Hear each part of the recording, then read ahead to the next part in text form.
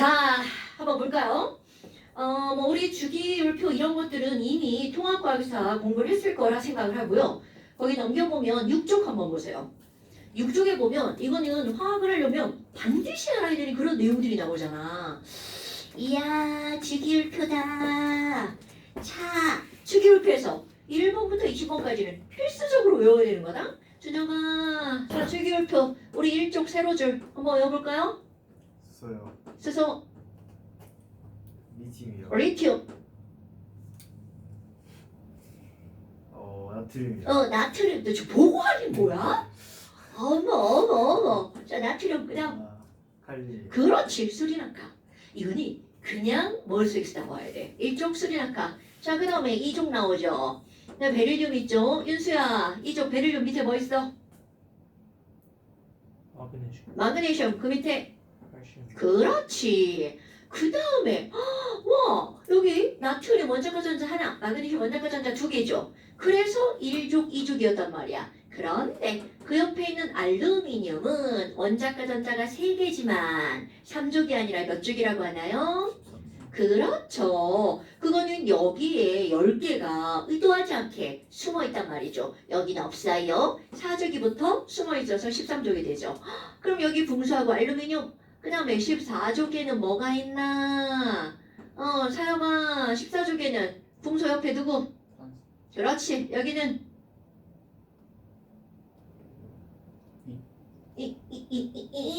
자, 이거 우리 새로 좀 그치, 계속.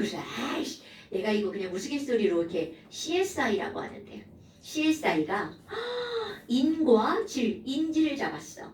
그러니까 뭐라고 하겠어? 예스. 근데 인지는 졸라 열받잖아. 그러니까 그 다음 아이씨 폭시브랄 뭐 이러겠지? 그래서 18쪽에 뭐 어떻게 욕을 하든 뭐 하든 우리는 이런 모든 것들을 잘 외우는 걸 해내야 되죠.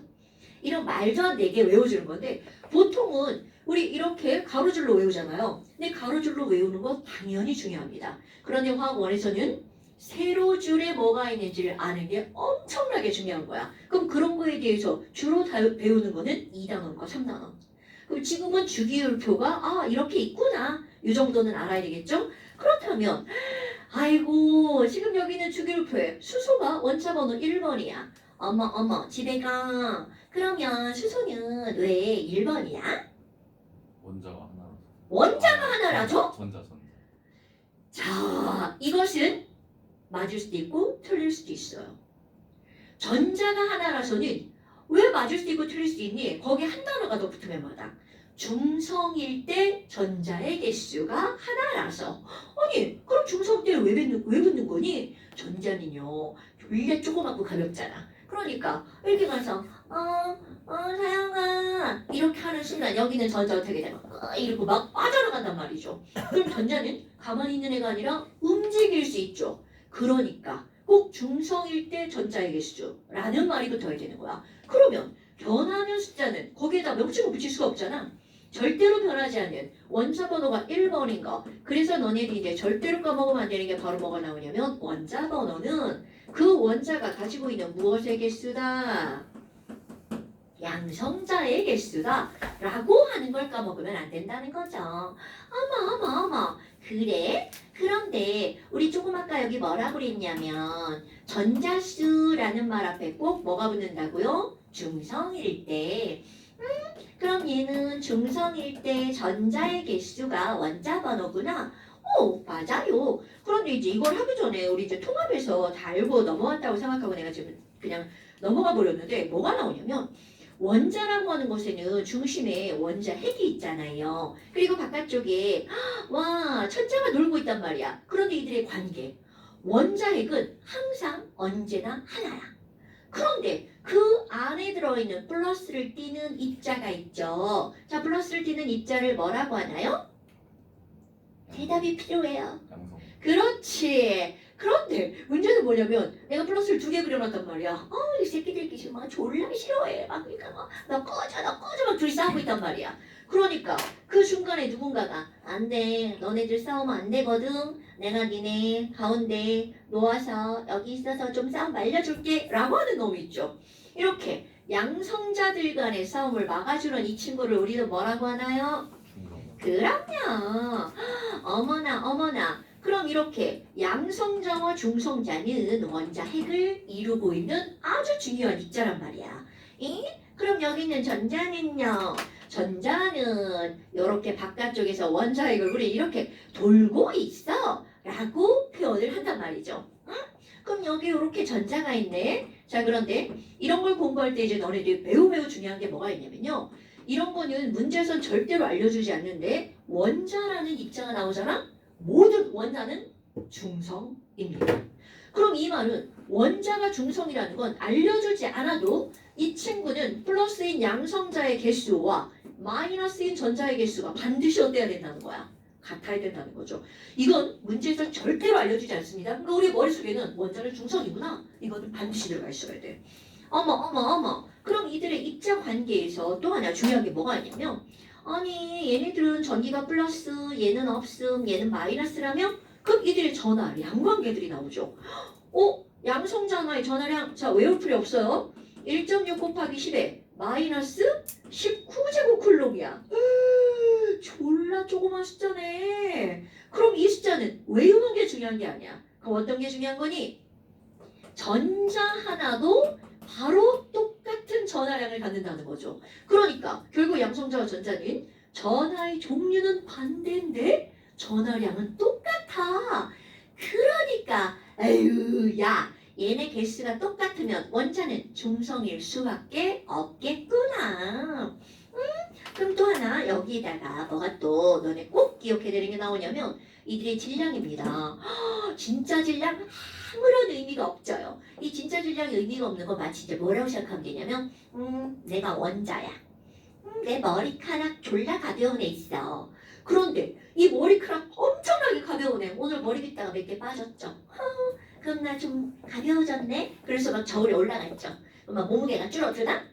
이런 말도 안 되는 이 양이란 말이야. 그럼 여기 있는 이런 입자들 진짜 질량은 그 정도의 별로 무의미한 숫자라는 거죠. 그런데 문제는 뭐냐면 우리가 볼 때는 얘도 가볍고 얘도 가볍고 얘도 가벼워. 그런데 지들끼리는 엄청난 차이가 있다는 거죠. 그럼 여기에서 우리는 진짜 질량이 아니라 질량의 비율을 공부할 거죠.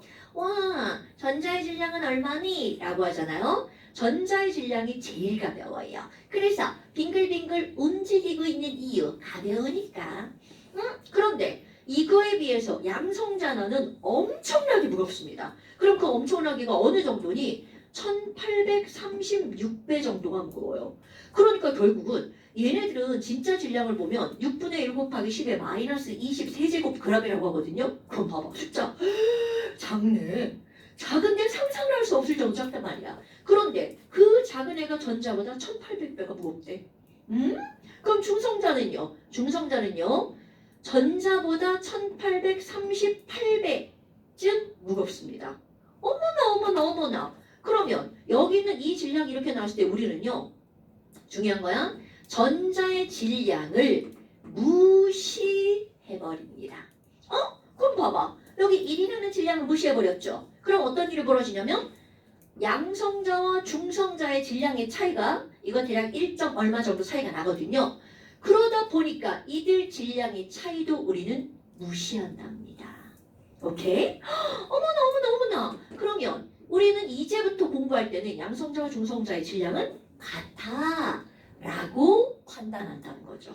됐죠요? 사실은 다릅니다. 중성자가 조금 더 무거워요. 그런데 우리는 같다라고 공부를 하는 거야. 그럼 이게 왜 중요하게 취급이 되니? 바로 원자들의 질량의 비율을 나타낼 거거든요. 그런데 그 질량의 비율을 나타내는 값을 우리는 뭐라고 하는 거냐면 질량수라는 말을 먼저 사용합니다. 그럼 질량수는 뭐니? 그럼 이거는 원자의 질량을 나타내는 넘버의 개념이야. 그럼 어떻게 따지는 거니? 여기 있는 이 양성자와 중성자는 굉장히 무겁잖아요. 전자는 가벼워서 무시한다고 그랬죠. 그래서 절대로 까먹으면 안 되는 거 질량수는요. 양성자 수에다가 중성자의 숫자를 더하기 한 거구나. 요거를 까먹으면 안 된다는 거죠. 어머나. 그러면 이제 표시하는 방법 볼까요? 이거 다 통합과학에서 어느 정도 다 배웠죠. 그러면 준혁아 헬륨 있잖아요. 헬륨 원자 번호 몇 번이에요? 2번이요. 그쵸, 2번이죠. 그럼 얘, 나 2번, 원자번호 2번이라는 건 여기에 어디에다가 표시할까요?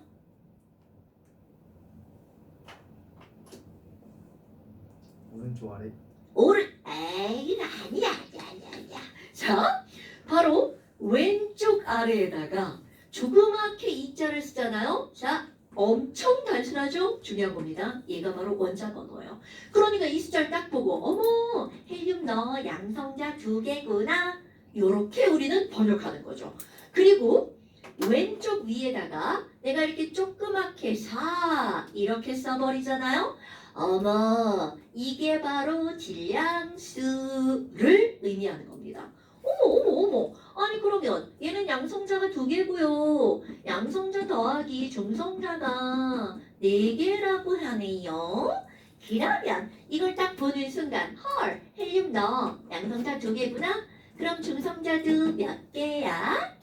그럼요. 그럼 전자는 몇 개게? 그렇죠. 이게 바로 나와야 됩니다. 어머, 별것도 아니네. 그렇다면 지금 여기에 또 다른 거 한번 볼까요? 탄소를 볼게요. 탄소는 원자번호 6번이고 12의 질량수를 갖고 있습니다. 그럼 이걸 딱 봤어. 어머, 다시 켜봐야지. 사용가. 그럼 이렇게 써 있으면 탄소는 양성자 몇 개?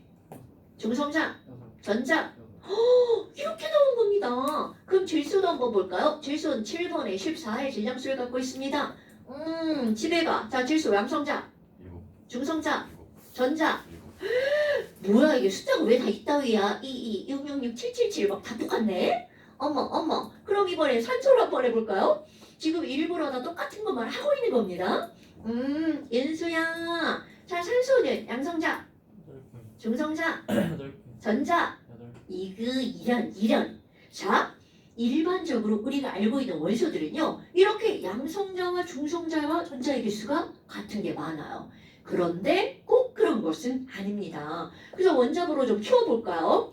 나트륨 11번, 이건 23의 질량수를 갖고 있습니다. 어머, 준혁아, 그럼 양성자, 전자 몇 개? 11개. 아이고, 이거 전자 11개. 양성자 몇 개? 11개. 그렇지, 중성자 몇 개? 11개.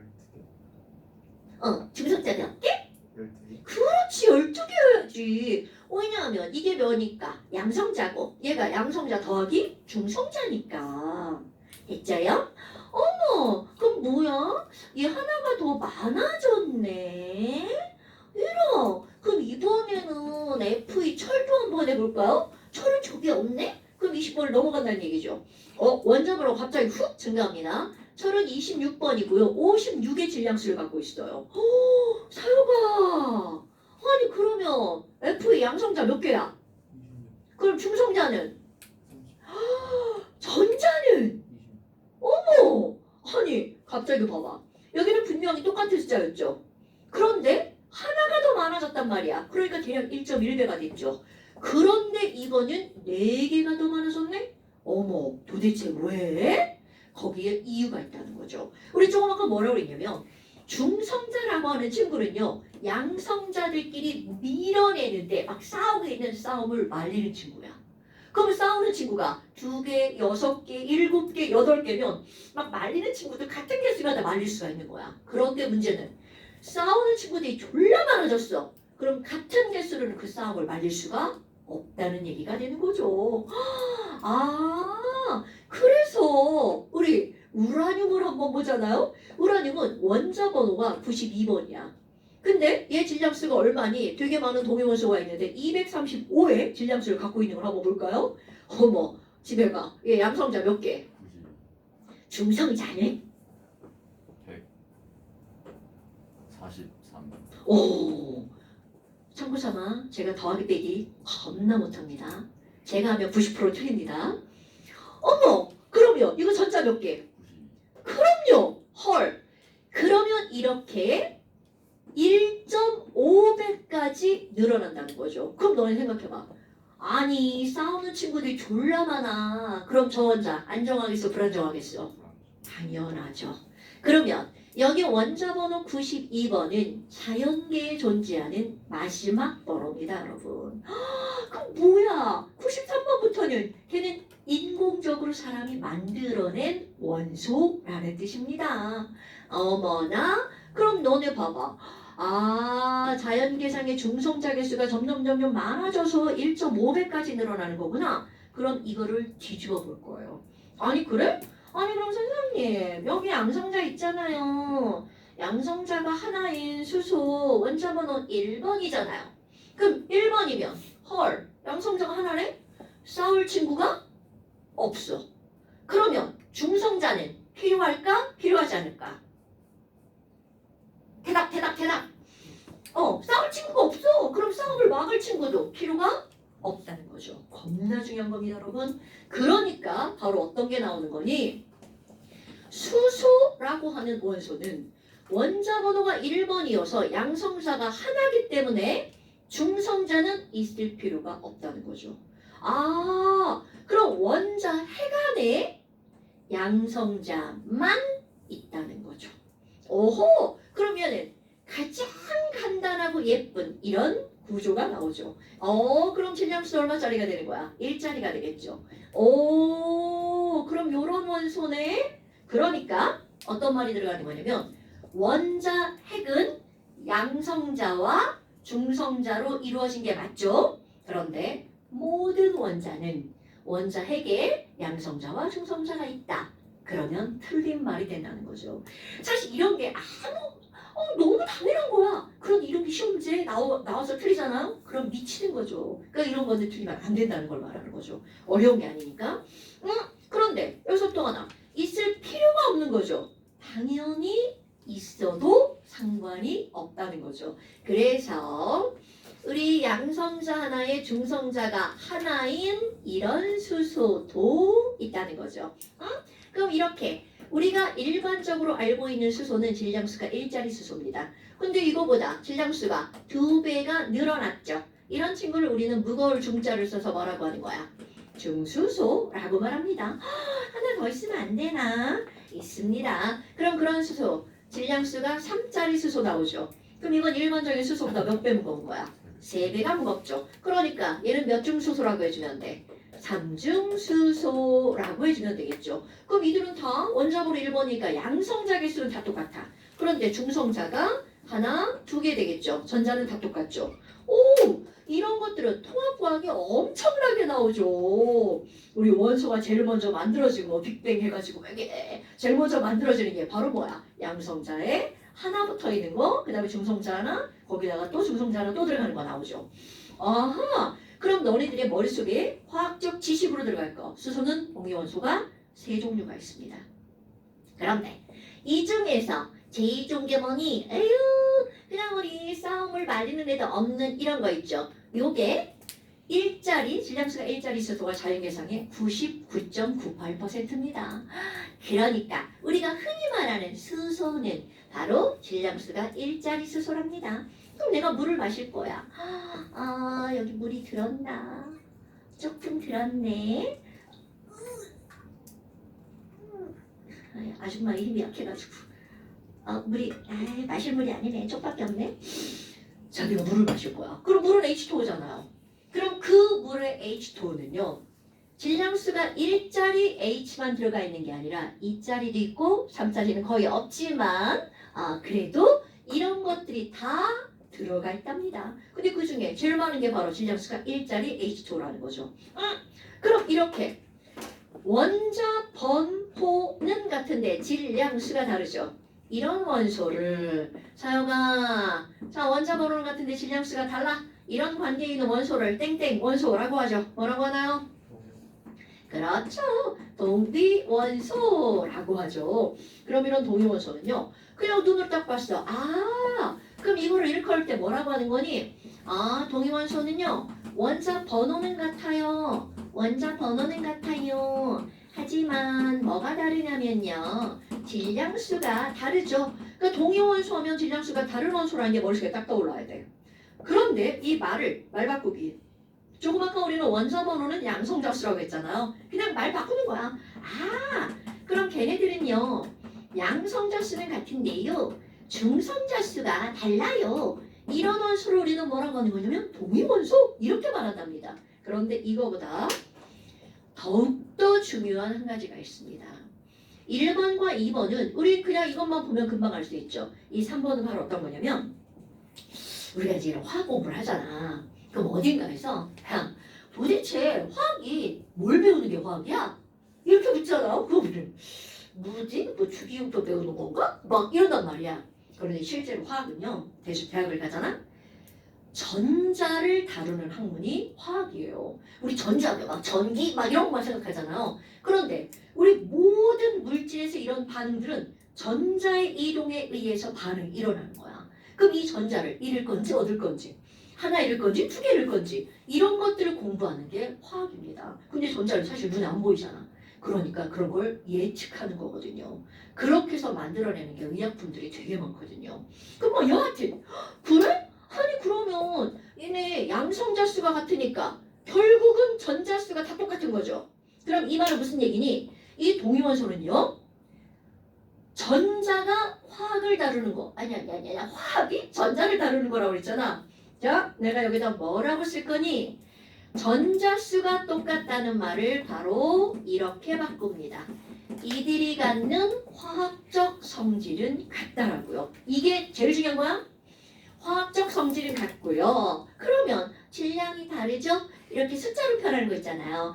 물이 끓는 점은 100도씨야. 밀도는 1이야. 뭐 이런 것도 있죠. 숫자로 표현하는 이런 성질을 우리는 무슨 성질이라고 하는 거냐면 물리적 성질이라고 합니다. 물리적 성질이 다른 원소야. 중요한 건 바로 동위 원소는 화학적 성질이 똑같다는 뜻입니다, 여러분. 이 말을 꼭 기억해야 되고요. 그러면 동위 원소는 수소만 있나요? 노노노노노. 너네들이 알고 있는 거의 모든 원소는 동위 원소를 다 갖고 있습니다. 그래서 동합에서 했던 동위 원소 한번 볼까요? 동합에서 나오는 동위 원소 중에 제일 중요한 거 바로 수소와 헬륨이죠. 이거는요. 지식으로 머릿속에 들어가 있어야 돼. 그러면 수소는 동위원소 세 가지가 있어? 1자리, 2자리, 3자리가 있죠. 그러면 헬륨은 너네 생각해봐요. 자 헬륨 동위원소 두 가지 있죠. 질량수 두 가지일까요? 자 얘들 헬륨은 다 2번이야? 질량수 얼마짜리? 4짜리가 제일 많죠. 그 다음에 3짜리가 있죠. 그래서 이것이 이렇게 한꺼번에 비교 대상으로 시험 문제 나오는 경우가 꽤 있답니다. 화학원에서도.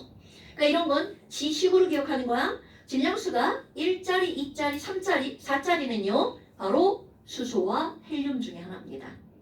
오케이? 뭐야 별것도 아니에요. 이거 그냥 머릿속에 그냥 외워버리는 겁니다. 그리고 나서 우리 다음 시간쯤 가면 염소의 동위원소를 아주 열심히 다룰 거고요. 그럼 오늘 이제 동위원소라는 이름을 한번 알고 넘어가는 거고요. 됐나요? 이런 것들이 이제 별것도 아닌 내용이지만 공부를 할 때, 화학 공부를 할 때 꼭 필요한 내용입니다. 자, 그 다음에 그 옆에 이제 원소 기호 나오잖아요. 이런 거는요. 우리 이제 초딩, 중딩 때로 넘어가서 이제 그냥 넘어가고요. 거기서 별것도 아닌데 되게 중요한 게 있어요. 여러분, 우리 이건 참고 금속하고 비금속 있잖아요. 금속과 비금속이야. 준영아, 금속은 어떤 성질을 갖고 있어요? 금속? 주기율표에서 왼쪽에 있어요. 오! 굿자. 주기율표의 왼쪽 아래로 갈수록 금속이죠. 맞아요. 그럼 주기율표의 왼쪽 아래. 그러면 비금속은 오른쪽 위라는 얘기죠. 자, 그럼 내가 스트론튬은 금속이야, 비금속이야? 그럼 이제 어디 있는지 몰라. 어려워가지고, 그지? 그럼 그럴 때 그걸 어떻게 구별할 거니?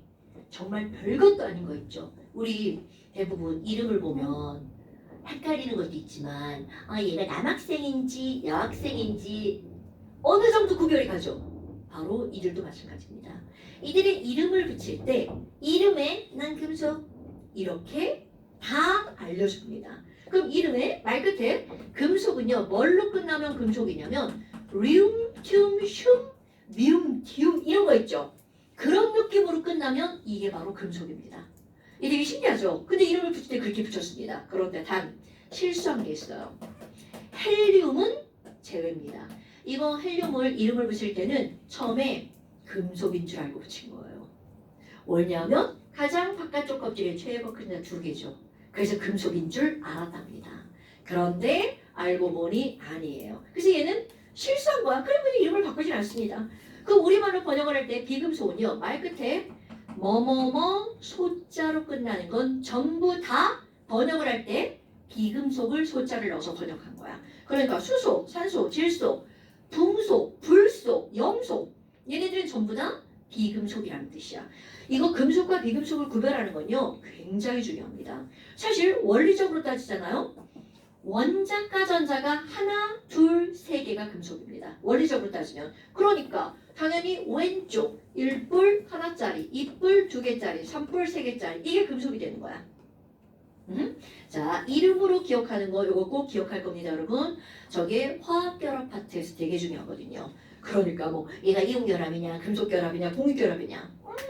내가 통합에서 또 배운 것 같아, 그치? 근데 화학원에 또 나오는 거 되게 중요하게 나옵니다, 학원에선. 자, 그래서 이제 이런 거 이름 정도 기억하시면 되고요. 나중에 대강 이제 또 나올 거고요. 그 다음에 8쪽, 9쪽은 안다는 전체 하에 나갈 거고요. 만약에 이제 이거 필요하면 이름도 막 시험 보고 막 그럴 수 있어요. 자, 그 다음에 어디를 볼 거냐면 11쪽을 볼 거예요. 뭐야 이거? 화학 반응식? 화학 반응식의 개수 맞추기? 이런 거 다 해봤죠? 개수 맞추기. 근데 아니 노예정이 뭐야 이거 우리 중3 때 배운 건데 이런 걸 막 화학 멀티가 한단 말이야? 화학원에서는 개수 맞추기는 엄청나게 중요한 겁니다. 몇 개만 한번 하고 넘어갈까요? 다시 켜봐야지. 화학원에서 이 화학 반응식 꾸미는 게 왜 중요하냐면 우리 1단원 있죠. 1단원에 양적 관계, 화학 반응식과 양적 관계 이런 게 나오거든요. 그럼 거기에서 어떤 문제는 화학 반응식을 꾸며주고 문제를 내줍니다. 그런데 안 꾸며주고 문제를 내는 경우가 굉장히 많습니다. 그렇다면 이런 화학 반응식 꾸미기에서는 가장 기본적으로 뭐가 나오냐면 예를 들어서 야 C가 3개, H가 6개짜리 물질이 있어. 8개를 해볼게, 8개. 준혁아, 나 진짜 미치겠다. 준혁아, C3, H8 이런 거 들어본 적 있어요? 아니요. 진짜? 집에 가. 이거 뭔지 들어본 적 있어요? 들어본 적. 들어본 적이 있는데. 기억이 안 나. 사과. 쟤. 이제 이거 꼭 알아야 돼. 되게 중요한 거야. 윤수야, 이거 뭐예요? 몰라. 에이, 말하면 다 알아. 프로페인. 어서만 다 들어봤죠? 그러면 지금은 프로페인이 중요한 게 아니야.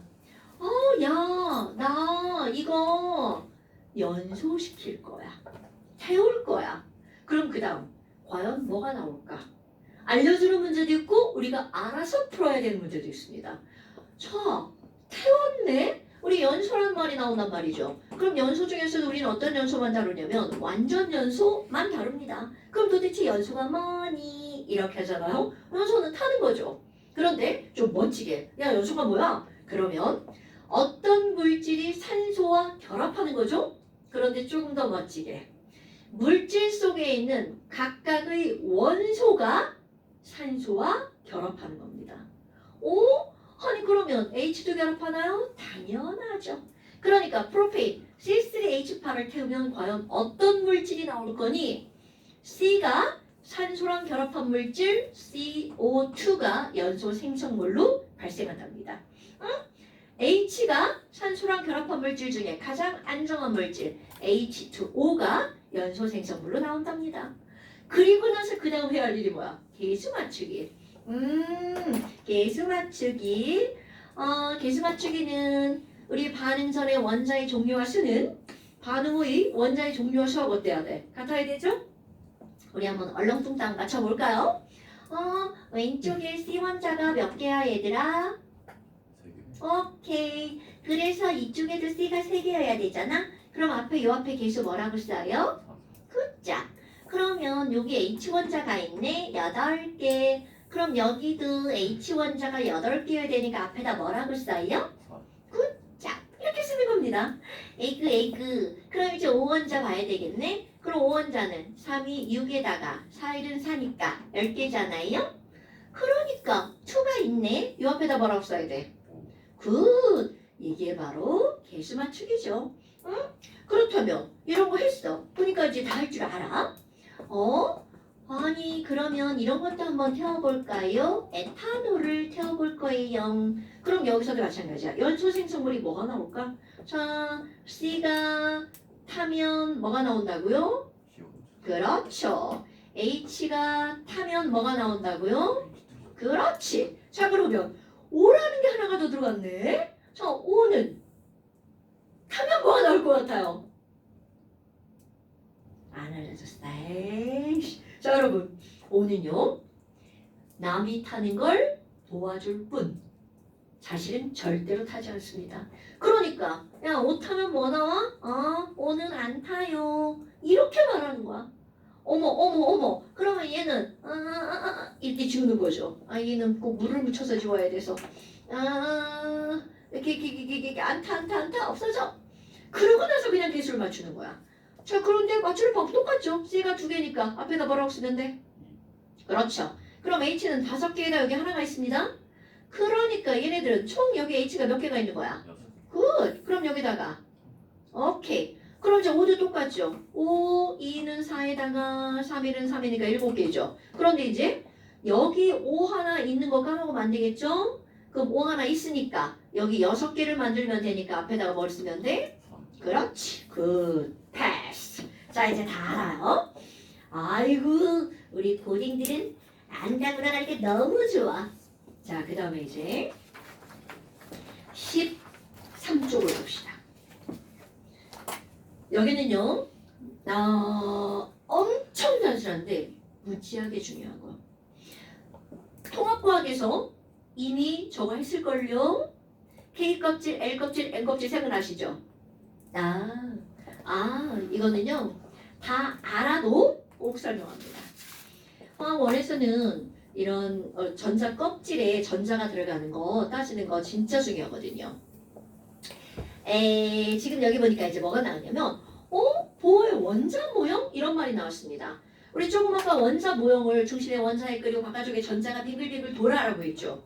그렇다면 지금은 어떤 걸 한번 해줄 거니? 그 빙글빙글 도는데 우리 보어라는 아저씨가 원자를 빙글빙글 도는데 전자가 어디서 돌아? 이런 것들에 대해서 말한 거야. 그래서 보어 아저씨는요 원자핵이 있잖아. 바깥쪽에 전자가 있는데 그 전자는요 아무 데서나 막 노는 게 아니고요. 전자가 노는 껍질이 있어요. 껍질이 있다네요. 그래서 그 껍질에서만 전자가 놀아. 그럼 너네들은 보호의 원자 모형이 뭐야? 이렇게 묻잖아요. 그럼 여기다 이렇게 말해주는 거야. 그거요. 전자 껍질 모형이에요. 이렇게 말해줍니다. 오케이? 그러니까 전자 껍질이 있어 라고 말하는 사람은 바로 보어라는 거지. 그런데 그 껍질에다가 네이밍을 하죠. 알파벳의 가운데 그냥 뚝 잘라라 붙인 거야. 의미 없습니다. K껍질, L껍질, M껍질, N껍질, O껍질, P껍질, Q껍질. 지금은 Q껍질까지만 있으면 설명이 가능하거든요. 그럼 K껍질은 첫 번째 껍질이니까 넘버 1. L껍질은 넘버 2. 얘는 넘버 3, 넘버 4, 5, 6, 7 이렇게 들어가죠. 근데 딱 봐도 우리 이 전자가 전자 껍질에서 논다 그랬는데 K껍질은 조그맣다. 그럼 거기서 놀 수 있는 전자 개수가 많은 거야? 조금인 거야? 조금이죠. 그래서 에이그 야 그러면 여기 각각의 껍질이 있잖아. 그럼 각각의 껍질에 최대로 수용할 수 있는 전자의 개수는 대체 몇 개지? 를 아주 간단한 공식처럼 해서 집어넣습니다. 바로 2 곱하기 n의 제곱계. 어머, 아니 그러면 K껍질은 n은 1번 껍질이잖아요. 그러니까 얘는 전자 여기다 일자 대입해왔자 최대 몇 개까지밖에 못 들어간다는 거야. 그렇죠. 이거 엄청 중요한 겁니다, 여러분. 그럼 L껍질은요 2번 껍질이다. 그러니까 두 번째 껍질은 전자 최대 몇 개까지 들어간다는 거야. 그렇죠. 그럼 M껍질은 세 번째 껍질이니까 최대 몇 개까지 들어가는 거야. 오, 야, 이거 뭐냐? 그럼 N 껍질은요? 이게 네 번째 껍질이니까 최대 몇 개까지? 32개까지 들어가죠. 그럼 너네들 뭐야 저런 게 있었나 싶죠. 그런데 이게 어떤 의미를 갖고 있니? 요 값은 최대 숫자입니다. 그러면 이것이 갖는 진짜 의미를 알고 넘어갑니다. 이게 최대가 2개라는 건요. 2개가 들어가면 꽉 찬다는 얘기죠. 그럼 그 껍질에 전자가 2개가 꽉 차잖아요. 그게 가장 안정적이고 이상적인 전자야. 그러다 보니까 얘는 그러면 2개일 때가 가장 어떤 거구나? 안정한 전자가 채워진 상태구나. 어머, 그럼 얘도 마찬가지죠. 8개일 때가 가장 안정하다는 얘기가 되겠죠. 그럼 여기도 마찬가지입니다. 네, 그럼 얘도 뭐야? 18개? 네, 당연하죠. 그런데 18개가 아무리 찾아도 전자 18개를 채울 수가 없는 거야. 전자가 몇 개 없죠. 그러면 얘네들은 두 번째 안정화 숫자가 있는 거야. 이게 꽉 차면 제일 좋아. 그런데 두 번째는요. 17개도 아니고 16개도 아니고 바로 앞에 있는 숫자. 두 번째 8개가 채워지면 안정합니다. 그럼 여기 이 다음 껍질도 마찬가지야. 32개가 제일 좋아요. 그런데 얘 너무 많잖아. 너무 많아. 전자가 조금밖에 없네. 그럼 두 번째 안정한 거 18개도 안정합니다. 헐? 그런데 이것도 많죠. 세 번째 8개가 들어가도 안정합니다. 자 이거 봐봐. 어떻게 계속 반복되는지 알겠죠? 그럼 이 얘기는 첫 번째 껍질은 2개 말고 안정한 숫자는 계속 반복이 되죠. 그러다 보니까 첫 번째 껍질 말고 두 번째 껍질, 세 번째 껍질, 네 번째 껍질은 공통적으로 전자가 몇 개가 들어가면 안정하다고요? 8개가 들어가면 안정하다고요. 어머, 어디서 막 이렇게 막 아는 단어가 막 튀어나오려고 그러죠. 아마 에이그 8개의 전자가 들어가면 안정하구나. 이런 걸 우리는 무슨 규칙이라고 하죠? 그럼요. 그러니까 지금 여기는 이런 것들이 바로 옥텟 규칙이라고 하는 거죠. 그러면 이런 게 도대체 뭐를 공부하려고 이런 걸 우리가 다루고 있는 거니? 전자라고 하는 거는 당연히 전자 껍질에 들어가잖아요. 그런데 이 세상의 모든 것들은 안정함을 추구하거든요.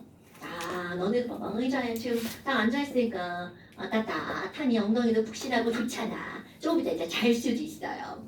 그런데 지금 이렇게 앉아있는 상태가 너네들이 취할 수 있는 상태 중에 가장 안정한 상태란 말이죠. 의자에 엉덩이 반쪽만 걸치고 앉아있어봐. 졸라 불안정하단 말이죠.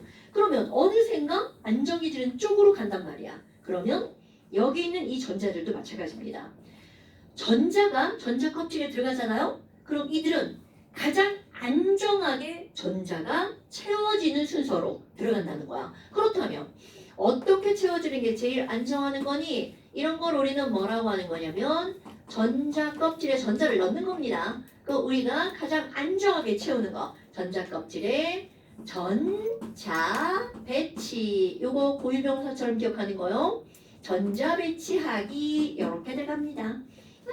그러면 전자는 어디부터 들어가야 안정한 건가요? 이거는 그냥 아주 단순하게 원자핵이 플러스죠. 전자는 마이너스잖아. 그러니까 당연히 플러스에 가까운 데 들어가는 게 제일 안정한 거지. 그래서 모든 전자는 바로 K 껍질을 먼저 채워줍니다. 그렇다면 우리 수소 한번 볼까요? 자, 수소 원자번호 1번이죠.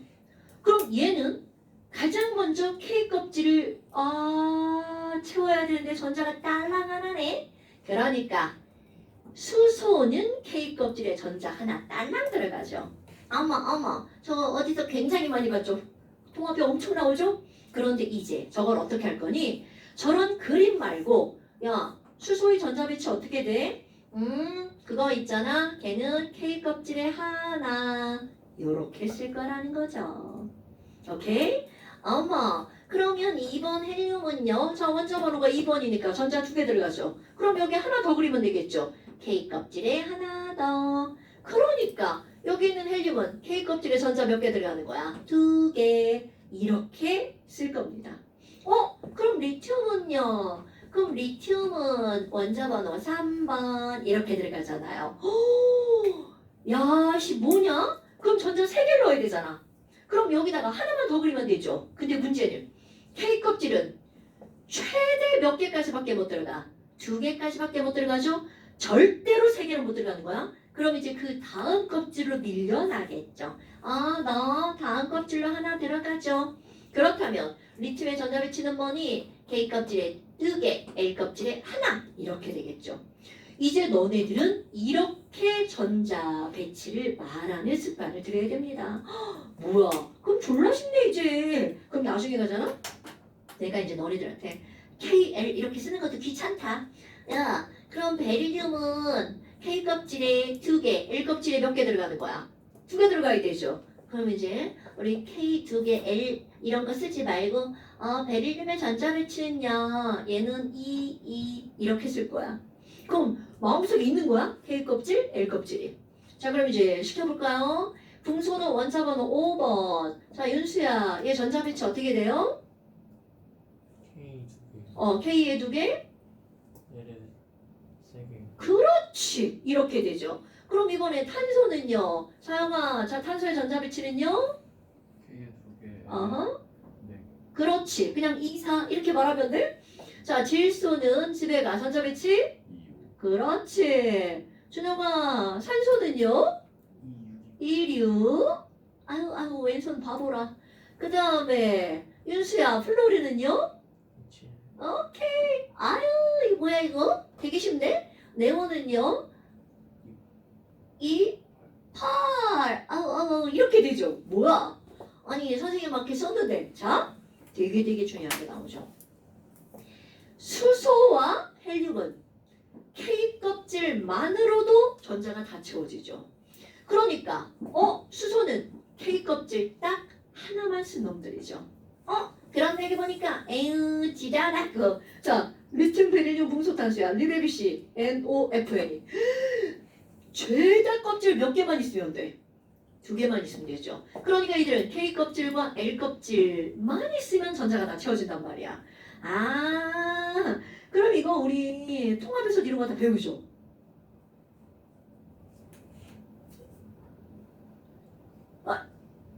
이제 내가 통합 수업을 안 해가지고 미안하다. 자, 그럼 이제 우리 나트륨 한번 해볼까? 에이, 자, 나트륨 집에 가. 나트륨 전자 배치 11번. 2, 8, 1. 오케이. 마그네슘 준영아. 2, 8, 1. 그렇지. 알루미늄 윤수야. 8, 3. 굿잡. 규소는 8, 4. 284. 그 다음 2는요. 이게 또 대답 좀 해줘봐. 2, 8, 5. 285. 진짜 황은요. 2, 8, 6. 그렇지. 그러면 염소는요. 8, 7. 287. 야, 이거 사회배수라 지금 똑같은 사람 똑같은 거 하고 있는 거야 지금? 그 다음에 아르곤은요. 8. 그렇죠. 헐. 그럼 너네 봐봐. 이거 뭐야? 나트륨 나만화지페스콜라는요. 얘네들은 전부 다 껍질을 K 껍질, L 껍질, M 껍질 사용한 거죠. 어머. 그럼 봐봐. 주기율폐 첫 번째 가로줄은 껍질 하나만 썼죠? 두 번째 2개 사용하죠? 세 번째 3개 사용하죠. 그럼 아직 안 했지만 네 번째는 4개를 사용할 거란 말이야. 자, 이거 한번 볼까요? 아까 이 말이 무슨 말인지. 그럼 19번인 칼륨은 자, 일단 K 껍질에 전자 몇 개 들어가야 돼? 2개가 들어가야 되겠죠? L 껍질에 8개 들어가죠? 자, 이제 그 다음이야. 지금 여기서 K 껍질에 2개 들어갔고요. L 껍질에 8개 들어갔죠? M 껍질에 남은 전자가 9개란 말이야. 그런데 봐. M 껍질은 최대는 18개까지 들어갈 수가 있지만 18개를 꽉 채울 수 없다면이야. 없다면 두 번째 안정한 숫자 바로 8개입니다, 여러분. 그러니까 9개가 들어가는 게 아니라 몇 개만 채운 상태로 8개만 채우고 그 다음 껍질로 밀려나는 게 가장 안정한 거야. 됐어요? 사실 이게 왜 이렇게 돼요? 이거는 너네들 뭐 화학을 먼저 들은 사람은 오비탈에서 나오는 겁니다. 그런데 그런 거 다 상관없이 바로 이런 원리로 전자 배치가 진행이 되는 거야.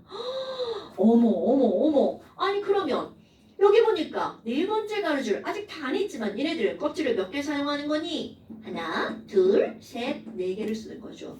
그래서 껍질 하나 쓰는 주기율표 가로줄을 하나만 쓰는 주기율표 1주기.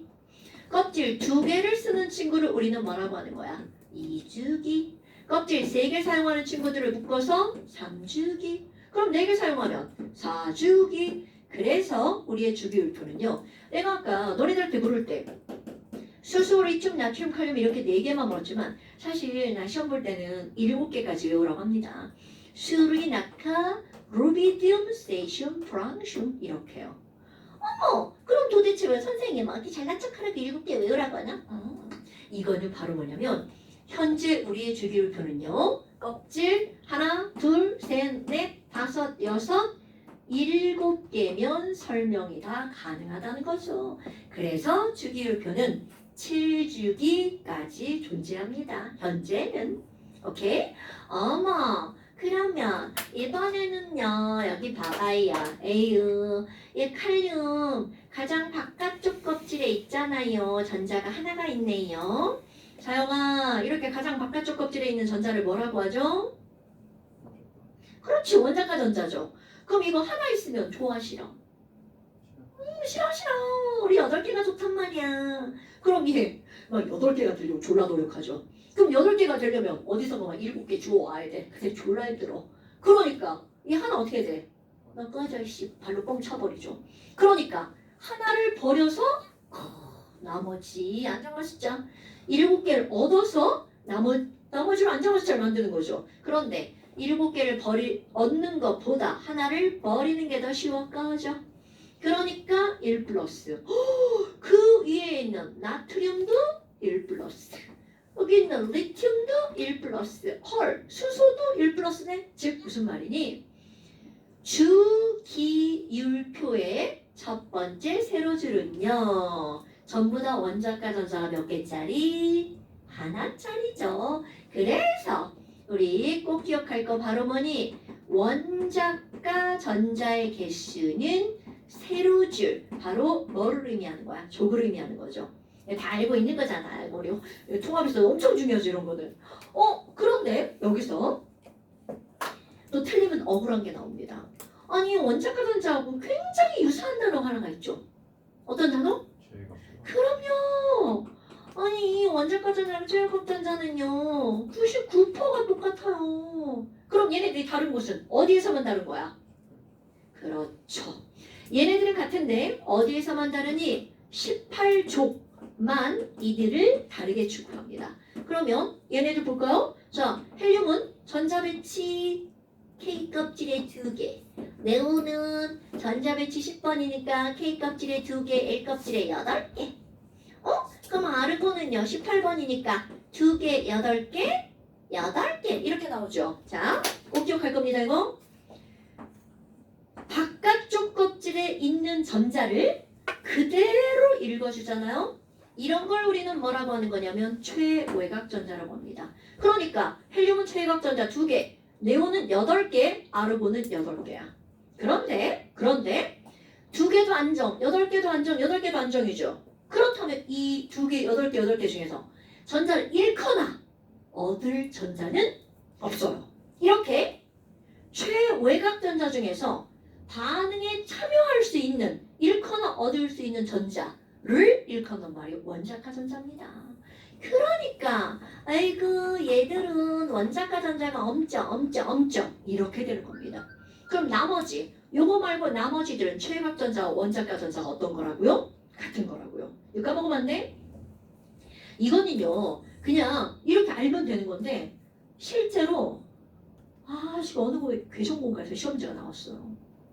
이게 정말 지랄 같은 겁니다.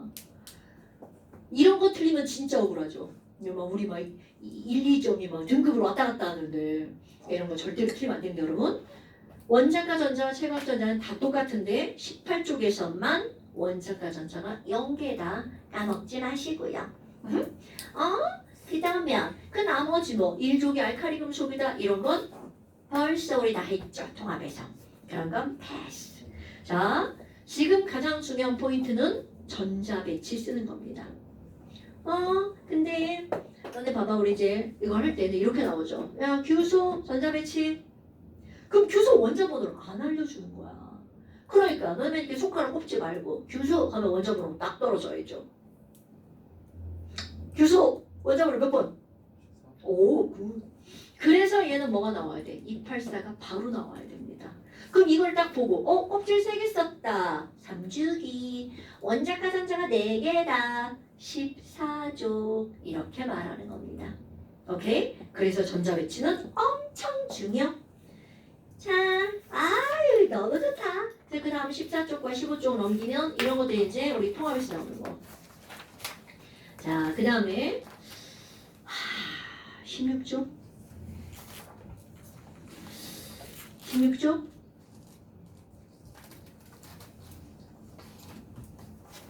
요거 좀 쉬었다가 요거 좀 하고 넘어갑시다. 되게 쉽죠? 다 아는 내용 하니까. 그런데 절대로 까먹으면 안 돼.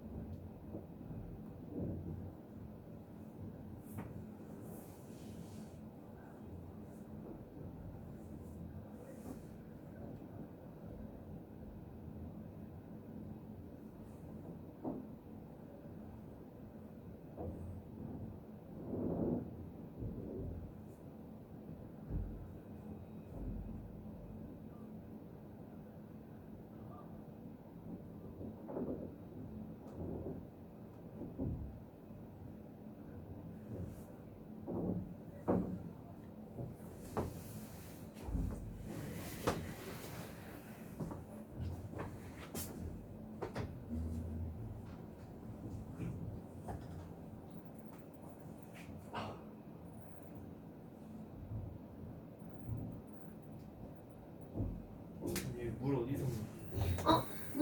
문 밖에 나가면 바로 정수기.